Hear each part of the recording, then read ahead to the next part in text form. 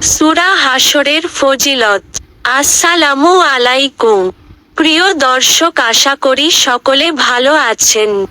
সূরা হাশরের শেষ 3 আয়াতের ফজিলত অনেক বেশি। সকাল বিকাল সূরা হাশরের শেষ 3 আয়াত পড়া অনেক গুরুত্বপূর্ণ ও সওয়াবের আমল। এই সম্পর্কে বিভিন্ন হাদিস বর্ণিত হয়েছে। চলুন জেনে নিই সূরা হাশরের শেষ 3 আয়াতের আরবি, বাংলা উচ্চারণ ও অর্থসহ ফজিলত সম্পর্কে একটি হাদিস। মাকাল বিন ইয়াসার রাদিয়াল্লাহু আনহু থেকে বর্ণিত হাদিসে রাসূল সাল্লাল্লাহু আলাইহি ওয়াসাল্লাম বলেন, যে ব্যক্তি সকালবেলা 3 বার আউযুবিল্লাহিস সামিউল আলিমি মিনাশ শাইতানির রাজিম পড়বে, এরপর সূরা হাশরের শেষ 3 আয়াত তিলাওয়াত করবে, আল্লাহ তাআলা উক্ত ব্যক্তির জন্য 70,000 ফেরেশতা নিযুক্ত করেন, যারা উক্ত ব্যক্তির জন্য সন্ধ্যা পর্যন্ত মাগফিরাতের দোয়া করতে থাকে।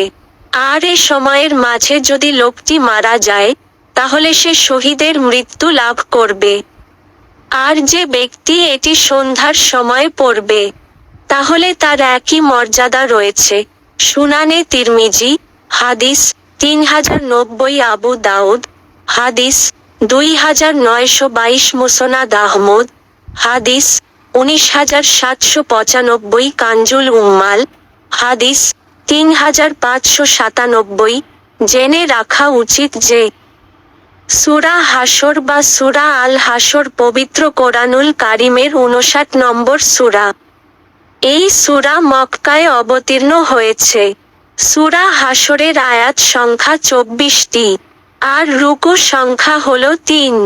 হাশর শব্দের অর্থ একত্র হওয়া, জড়ো হওয়া ইত্যাদি।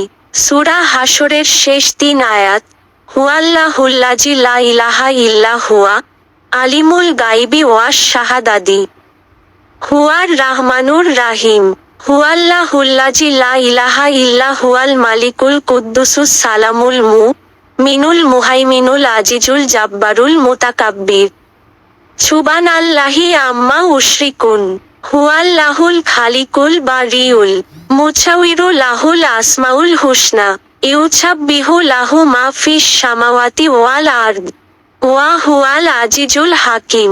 অর্থ, তিনি আল্লাহ তাআলা, যিনি ব্যতীত কোনো উপাস্য নেই। তিনি দৃশ্য ও অদৃশ্যকে জানেন। তিনি পরম দয়ালু, অসীম দাতা। 22 তিনি আল্লাহ, তিনি ব্যতীত কোনো উপাস্য নেই। তিনি একমাত্র মালিক, পবিত্র, শান্তি ও নিরাপত্তাদাতা, আশ্রয়দাতা, পরাক্রান্ত, প্রতাপান্বিত, মাহাত্ম্যশীল। তারা যাকে অংশীদার করে আল্লাহ তা থেকে পবিত্র। 23 তিনি আল্লাহ তাআলা, স্রষ্টা, উদ্ভাবক, রূপদাতা। উত্তম নামগুলো তারই। নভমণ্ডলে ও ভূমণ্ডলে যা কিছু আছে, সবই তার পবিত্রতা ঘোষণা করে। তিনি পরাক্রান্ত, প্রজ্ঞাময়। সূরা হাশর, আয়াত 24।